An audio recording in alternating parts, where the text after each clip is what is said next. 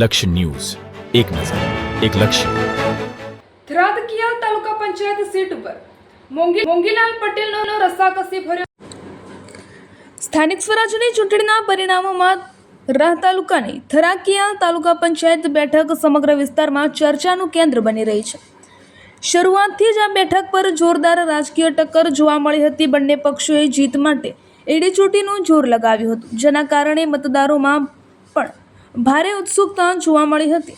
મતદાન બાદથી જ પરિણામને લઈને ગામે ગામ ચર્ચાનો માહોલ ગરમાયો હતો. મતગણતરી શરૂ થતાં જ શરૂઆતના રાઉન્ડથી જ કાંટાની ટક્કર જોવા મળી રહી હતી. ક્યારેક એક ઉમેદવાર આગળ તો ક્યારેક બીજો ઉમેદવાર આગળ નીકળતા પરિણામ આખરી ક્ષણ સુધી સસ્પેન્સમાં રહ્યું હતું.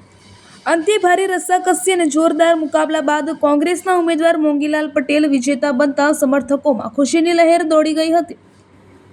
પરિણામ જાહેર થતાં જ કાર્યકરો અને સમર્થકો મોટી સંખ્યામાં એકત્રિત થયા હતા અને એકબીજાની મીઠાઈ ખવડાવી શુભેચ્છાઓ પાઠવી હતી અને વિજય ઉત્સવ મનાવ્યો હતો.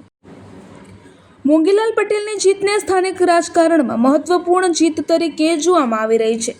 ચૂંટણી પ્રચાર દરમિયાન તેમણે વિસ્તારના વિકાસ, રસ્તા, પાણી જેવી મૂળભૂત સુવિધાઓ, ખેડૂતોના પ્રશ્નો અને યુવાનોને રોજગારી જેવા મુદ્દાઓને કેન્દ્રમાં રાખી મતદારોનો વિશ્વાસ જીતવાનો પ્રયાસ કર્યો હતો.